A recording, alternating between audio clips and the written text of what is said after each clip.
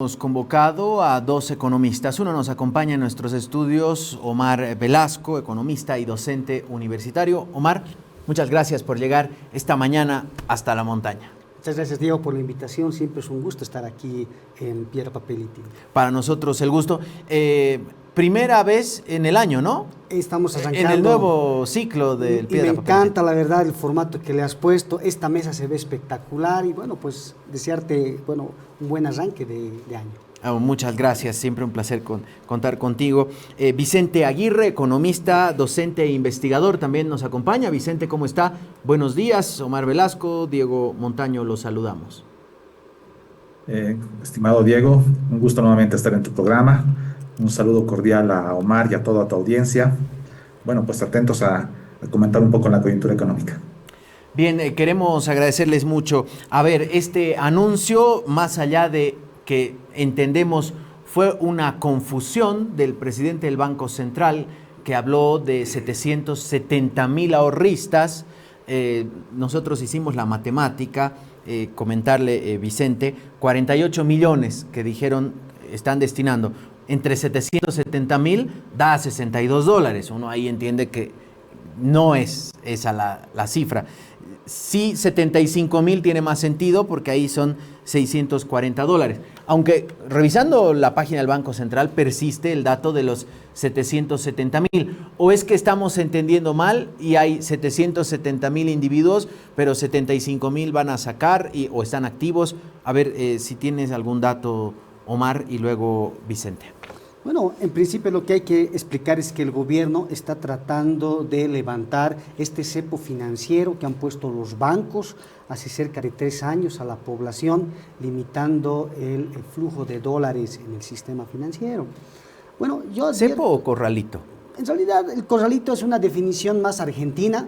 Un cepo es una restricción, un obstáculo a la movilidad de capitales, en este caso a la entrada y salida de dólares en el sistema.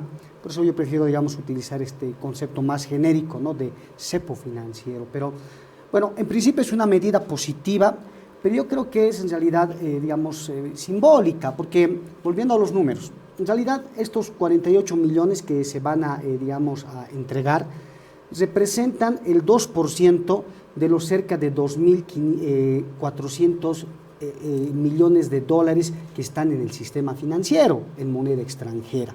Pues obviamente es pequeño todavía este impacto. O sea, hay 2.400 millones de dólares en el sistema financiero, en dólares. Exactamente, de los cuales, repito, son 48 millones lo que se piensa devolver.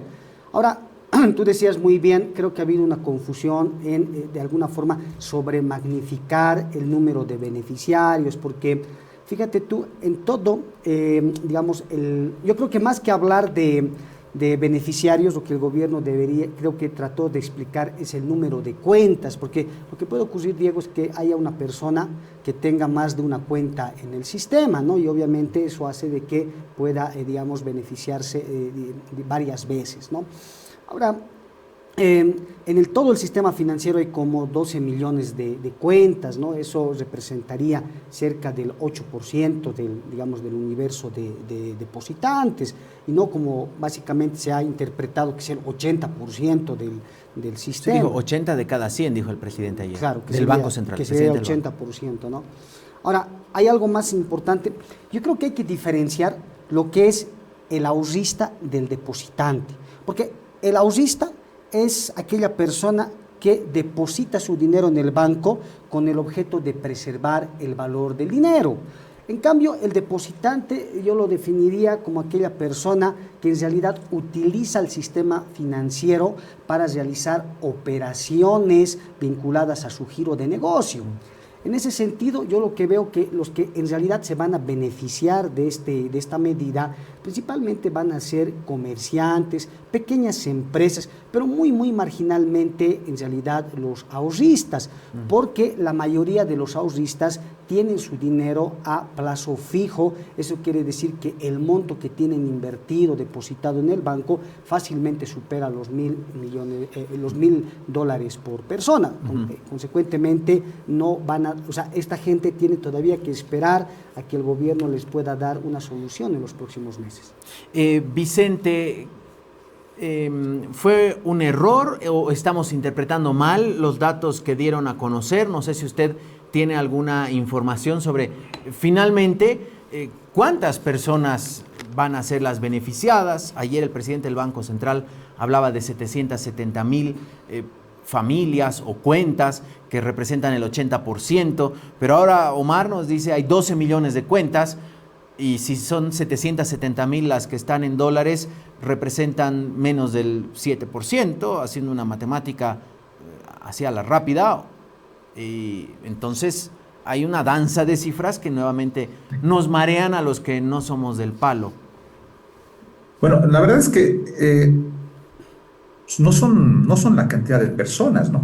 Imagínate, somos 11 millones de bolivianos, entonces estaríamos pensando que 1 millón de bolivianos se beneficiaría. No, en realidad estamos pensando que son cuentas. Y efectivamente estas cuentas tienen un componente de ahorristas, como decía Omar, y de depositantes.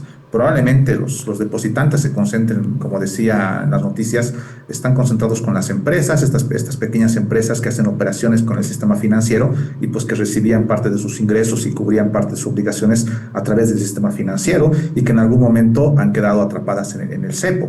Entonces probablemente sean 20,000 empresas y el resto sean cuentas. Es muy probable dentro de estas cuentas que algunas personas tengan 2 o 3 cuentas en el sistema financiero y en algunos casos incluso se esté contabilizando aquellas personas que les quedó un pequeño saldo, que me acuerdo algún rato me ocurrió a mí, tenía un saldo de unos $5 en la cuenta y se quedó ahí, me olvidé que tenía ese saldo y probablemente sumando esas pequeñas cuentas que están ahí de esta cantidad de 770,000. Pero más allá de la cantidad de cuentas, creo que lo importante es lo que está tratando de proyectar el gobierno, que es mejorar la confianza que se tenga en el sistema financiero y en la economía nacional. En realidad es una señal en términos generales positiva. Hemos visto ya algunas señales en el mercado al respecto.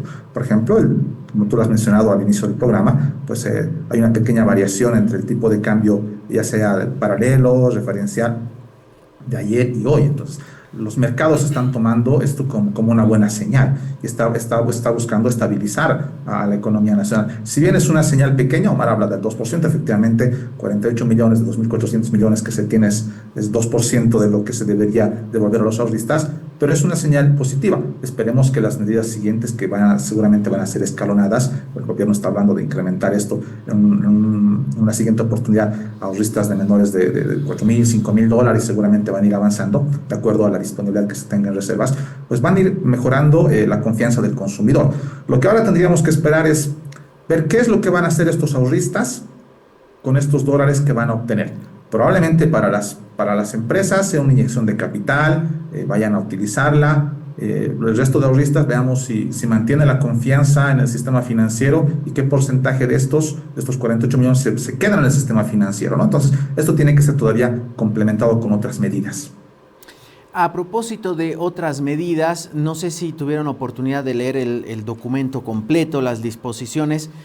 Se me viene a la cabeza, hablando de restricciones, este tema que los bancos impusieron a las tarjetas de débito, es decir, para pagar servicios de streaming o compras en el exterior o, hasta para hospedarse, alquilar un departamento mediante alguna de las plataformas más conocidas, ya no se puede hacer.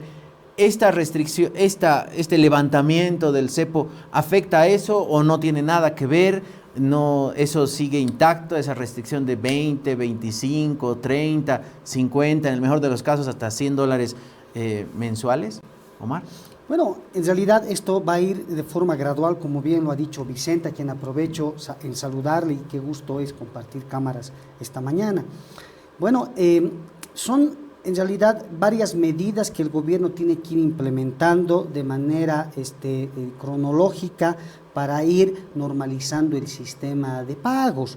Pero para esto, Diego, lo fundamental es primero tener los recursos para poder inyectar, porque creo que es fundamental entender de dónde están viniendo estos dólares para devolver a los depositantes, porque no es verdad que estén trayendo dólares al sistema financiero. En realidad esos dólares ya están en el sistema, solo que los bancos no los podían utilizar.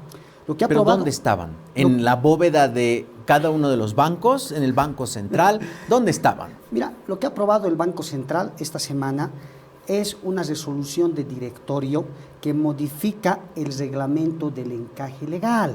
Para que la población entienda, el encaje legal es un porcentaje que el Banco Central obliga a retener de los depósitos que la gente tiene en los bancos.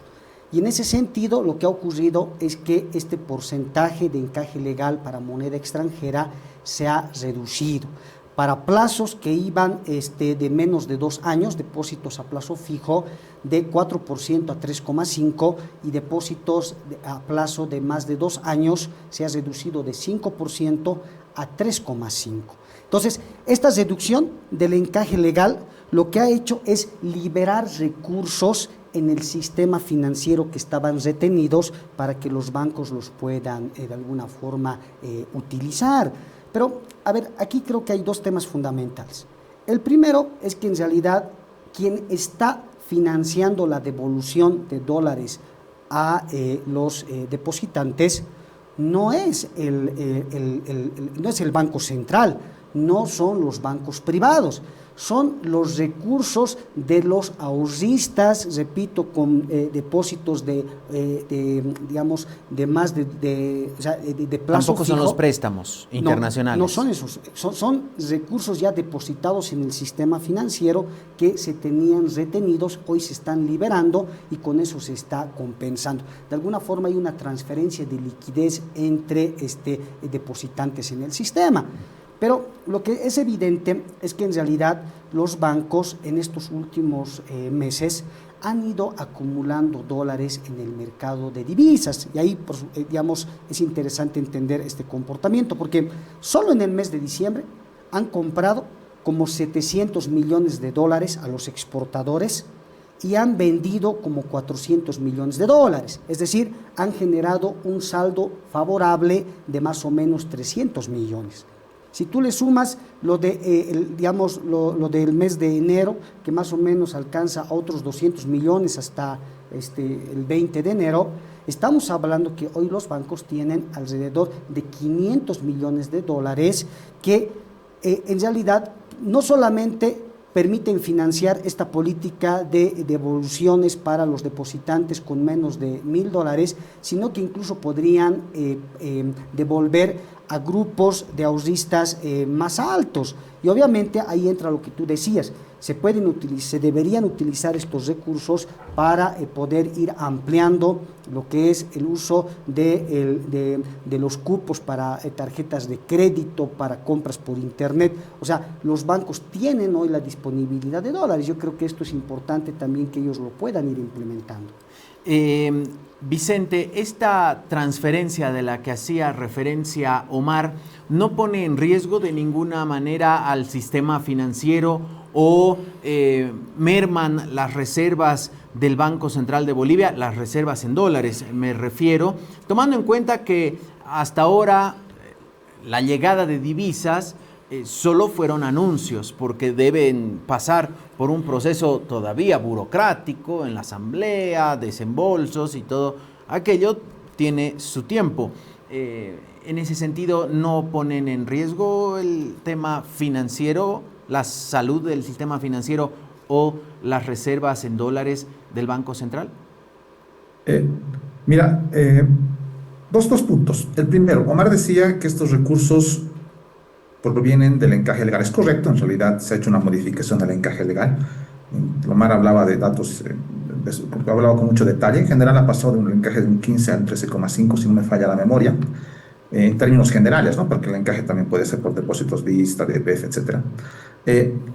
Estos recursos, si bien provienen de los mismos ahorristas, Omar ha hecho una muy buena definición del encaje legal, es decir, cuando los bancos reciben recursos de los ahorristas en dólares, parte de estos recursos van a ingresar a cuentas del Banco Central de Bolivia como una medida precautoria para responder a una demanda inusual de liquidez de parte de sus clientes, ¿no? Hace varios años el encaje legal más o menos era alrededor del 40%. A medida que ha transcurrido el tiempo, el encaje se ha ido reduciendo. Imaginémonos que ahora estamos alrededor del 13,5%. ¿Por qué ha reducido el encaje legal? Bueno, ha reducido porque efectivamente las captaciones del sistema financiero en dólares también han ido disminuyendo. Por lo tanto, los bancos al tener menores captaciones de dólares, no tenía mucho sentido que tengan mayores encajes legales, dado que sus operaciones en dólares también estaban reduciendo. Recuerden que los bancos reciben los dólares de los ahorristas y estos después nos prestan, ¿no? Entonces, para hacer frente a una eventual retirada de recursos, tienen que tener recursos cubiertos con el encaje legal para responder a estos retiros. A medida que ha ido transcurriendo el tiempo y la situación económica se ha ido deteriorando, pues también las captaciones han ido disminuyendo y por lo tanto el encaje legal, la presión sobre el encaje legal también ha ido cambiando, ha ido reduciendo. Pero a medida que ha ido reduciendo, el Estado lo que no ha hecho es devolver estos recursos al sistema financiero, ¿no? Sino se lo ha ido quedando con unas operaciones en las cuales los garantizaban ciertos créditos. El Banco Central ha ido capturando estos recursos del encaje legal y no los ha insertado al sistema financiero. Y bueno, y todos conocemos un poco de esta historia, ¿no? Al punto de que pues los han utilizado para cancelar las obligaciones que el Estado tenía por la subvención. En ese sentido, si bien estos recursos son plata de los propios ahorristas, porque al final es el ahorrista quien dejó la plata en el banco y esta plata se llegó al Banco Central y tiene que ser devuelto y es la plata del propio ahorrista. La verdad es que en verde, en efectivo, en lechugas, como alguien diría, el Banco Central no tenía estos recursos, ¿no? Y entonces seguramente en la medida que ha ido fortaleciendo sus reservas, puede contar con un monto poco significativo en cuanto a magnitud, pero sí importante en cuanto a expectativas que genera para tratar de dar señales al mercado. Ante tu pregunta, si se presenta alguna disminución importante en las reservas, son 48 millones, tenemos como 3.500 millones de reservas, 500 millones en dólares, entonces no es muy significativo este monto para las reservas, ¿no? Pero sí da una señal fuerte al mercado. Entonces creo que la señal es positiva en cuanto genera confianza en el consumidor, confianza en la población. Así que por eso no deberíamos preocuparnos. Lo que sí deberíamos es pensar que hayan medidas que vayan a fomentar esta confianza, ¿no? Por ejemplo, hay algunas cosas, algunas que yo no las entiendo porque hasta ahora no las sacan, ¿no? Cosas tan sencillas como permitir que haya operaciones entre los ahorristas en dólares. Omar ha dado un detalle ya de lo que se podría hacer con las operaciones, con las tarjetas, con los pagos electrónicos de ampliarlos, pero podrían ampliarse algunas otras. Por ejemplo, que se un ahorrista ya permitir que un ahorrista ya ingrese su platita en dólares. Debe haber personas que están confiando en el sistema financiero y que a preferir tener su plata en el colchón y ganar cero, podrían pensar en ganar un porcentaje mínimo de interés en dólares. Y por qué no permitir que se tenga esta política, no tal vez no montos mayores, pero montos pequeños. ¿Por qué no permitir transferencias dentro de la misma entidad financiera, dentro de un mismo banco, de que una persona que tenga su plata en dólares quiera transferir a otra persona que quiera estos dólares, mantenerlos en la cuenta por reserva, por precaución, por lo que sea? ¿Por qué no permitir estas transferencias al interior de los bancos? Entonces, pienso que es posible todavía ampliar, seguramente lo están valorando porque efectivamente tienen que también valorar cuál va a ser el impacto en la economía, pero es posible avanzar. Claro, me imagino en lo que contaba Vicente, aquella persona que tenía sus ahorritos, sus 800, sus 900 o hasta $1,000 y no los podía sacar, ¿no? Y los necesitaba, o por último los quería viajar, o quería comprarse algo, o necesitaba alguna operación y no podía.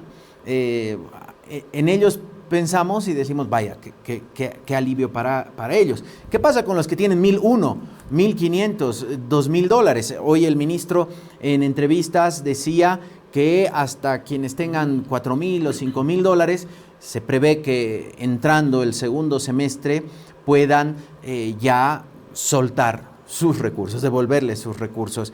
Para que ocurra este escenario que propone el ministro, ¿qué tiene que pasar en el sistema financiero o en las reservas del Banco Central? ¿Tienen que entrar dólares? ¿Tiene que haber un colchoncito de dólares en las reservas para saltar a esta decisión? Porque ayer el presidente decía, no se puede, aunque uno quiera, no se puede largar todo de golpe, porque si no pasan cosas. ¿Qué cosas podrían pasar? Bueno, nos explicarán Omar. Pero ¿qué tiene que ocurrir para que se les pueda devolver a quienes tienen sus dolaritos, sus verdes o sus lechuguitas en el banco. Bueno, Vicente decía algo muy importante porque él, digamos, explicaba cómo hoy la liquidez de dólares en el sistema ha pasado por la dependencia de las reservas internacionales, es decir, de los dólares que el Banco Central pueda ofrecer a los bancos, cuando esto no debería ser así. Porque en realidad lo que hay que entender es que este cepo financiero que se ha puesto a los ahorristas no lo ha hecho el Banco Central, no lo ha hecho el gobierno, lo han hecho los bancos de forma unilateral, han dejado de devolver los depósitos del público con la frecuencia que había antes, porque obviamente se han quedado sin liquidez de dólares provenientes del Banco Central. Lo que ha ocurrido en realidad, Diego, es que los bancos se han acostumbrado a ir al Banco Central a pedir dólares para poder realizar las operaciones con los usuarios financieros, cuando en realidad son los bancos quienes deberían gestionar su propia liquidez. Mira tú, ya hay este formato, en realidad hay quienes dicen, por ejemplo, de que los bancos no devuelven los dólares al público porque el Banco Central tiene una deuda en dólares con los bancos, cuando en realidad no es que sea una deuda como tal. Este ha sido una operación de intercambio de activos financieros. Los bancos han recibido de parte del Banco Central bolivianos, a cambio de eso el Banco Central ha recibido dólares. Obviamente esta es una operación que en su momento debería... como un librecambista, digamos. Exactamente, es un intercambio de divisas, de monedas, pero por un tiempo determinado. Lo que ha ocurrido evidentemente que ante la escasez de dólares del Banco Central, lo que el Banco Central ha hecho es reducir la entrega de dólares al sistema financiero, y este mecanismo de intercambio de divisas en realidad se lo ha congelado. Obviamente para levantar nuevamente este sistema se necesita tener disponibilidad de dólares, pero aquí yo lo que veo que es fundamental que sean los bancos privados los que puedan generar estas divisas para la economía, porque repito, lo que ha ocurrido en realidad en estos últimos 3 años, desde el inicio de la crisis del dólar, es que el Banco Central le ha dado a los bancos privados cerca de 3.000 millones de dólares. La pregunta es por qué esos dólares no se han utilizado para devolver a los ahorristas. En realidad, parte de esos dólares han sido, utilizados por los bancos para realizar operaciones de venta de dólares al público, para importaciones, o sea, han contribuido a la especulación financiera.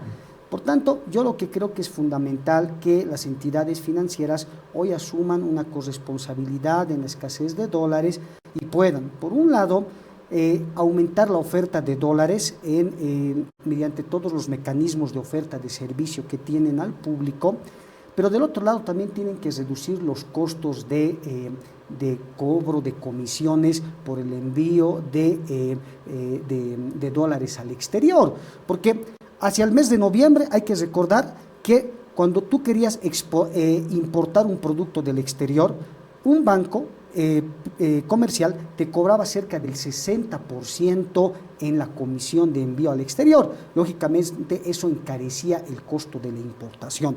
Hoy esta brecha más o menos se ha reducido a la mitad, están cobrando entre 25 y 30%, pero sigue siendo un costo financiero alto para la economía.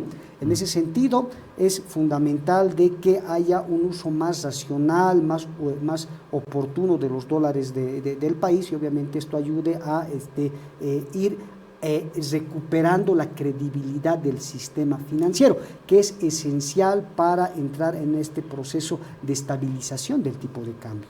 A propósito del tipo de cambio, Vicente, hemos visto un comportamiento del dólar que, claro, ahora con la tecnología, o por lo menos con lo que nos hemos familiarizado en Bolivia en los últimos años, que es entrar a ver el dólar cripto, las cotizaciones en directo, algo que no era parte de nuestra expertise, por lo menos los que no vivimos de las finanzas. Hoy sí, todos tenemos que andar pendientes de a cuánto está la cotización. Hemos visto un comportamiento moderado. Esto es por las señales, por ejemplo, que el gobierno viene dando de abrir el mercado, de por ejemplo, firmar ese acuerdo Mercosur-Unión Europea, mañana se va a un encuentro, a un foro económico de la CAF en Panamá, donde se esperan reuniones bilaterales, a partir de allí a posibles acuerdos comerciales. La anterior semana estuvieron el canciller y el ministro de Economía en Davos. ¿Son esas señales que van tranquilizando y soltando el acelerador en el tipo de cambio? Por ejemplo, lo que va a ocurrir a partir de mañana en Panamá. Gracias por la pregunta. A ver, pero antes yo quisiera dar un comentario a lo que decía Omar. Omar exige esta corresponsabilidad con el sistema financiero, con las entidades financieras, y me parece pues correcto su posición, ¿no? En realidad, pero sinceramente yo no soy tan optimista, no creo que la banca se comprometa a los niveles que Omar está exigiendo. Recuerden, Omar sabe muy bien que ellos son maximizadores de su ganancia, de su utilidad, entonces ellos no lo van a hacer tan fácilmente, ¿no? Estas operaciones que Omar ha comentado del Banco Central, en realidad, si bien incluso han recibido estos recursos en bolivianos, han recibido también créditos del sistema financiero a tasas de interés cero, ¿no? Entonces han utilizado parte de estos recursos para tener créditos de liquidez. Justo estos vencen en marzo, ya en los próximos días vence en marzo, y el Banco Central tiene que devolverles como 1.200 millones, algo así, al sistema financiero. Debería devolverle en dólares, me imagino que lo hará. Entonces, la banca no pierde en ese sentido, ¿no? Y pensar que va a tratar de ser corresponsable dependerá un poco de cómo va negociando con el Estado, con el gobierno, para tratar de retomar esa confianza que tú ahora preguntas, Diego, ¿no? Es decir, efectivamente, estos movimientos del tipo de cambio responden a la coyuntura económica. En realidad hay muchísimos factores. Yo creo que el factor especulación que se tenía hace algún tiempo, cuando hemos llegado a niveles del tipo de cambio paralelo de 20 bolivianos por un dólar, y ha ido bajando, pues ha sido extremadamente importante. La pérdida de la confianza de la población respecto a su moneda, la inflación que ha sido galopante, ha provocado que las personas busquen activos de reserva, y eso, ese incremento en la demanda de la divisa, ha provocado esta alza de precios, que sumado a la especulación y sumado a una coyuntura económica delicada ha provocado esto. Efectivamente, las señales que se pueda dar en el mercado, las señales respecto a la seguridad, respecto a cuál es el porvenir de la economía boliviana, si este año vamos a crecer o no, la gente, el sentimiento de la gente que tiene cuando va al mercado y siente si los precios se están incrementando o no, es que van a ir afectando a este tipo de cambio. La verdad es que en lo personal yo quisiera dar un mensaje de confianza a la población, porque al final nosotros somos personas que actuamos en base a esas expectativas que tenemos, ¿no? Vamos a comprar un activo de largo plazo siempre y cuando sepamos que va a haber estabilidad en el mediano, en las próximas semanas, en los próximos meses. Si no perdemos esa confianza en la economía, pues vamos a estar muy cautos en invertir, en comprar, en dinamizar la economía. Entonces, el tener señales de confianza ayuda a la economía nacional. Y creo que por eso deberíamos optar para contribuir, para que la gente vuelva a retomar la confianza en la economía, en el sistema financiero, y la economía se dinamice, ¿no? Que salgamos de estas expectativas pobres que tenemos, incluso de que vamos a reducir nuestro crecimiento. Ahora estamos, creo, como que en expectativas de equilibrio, a pensar que podríamos crecer un poco.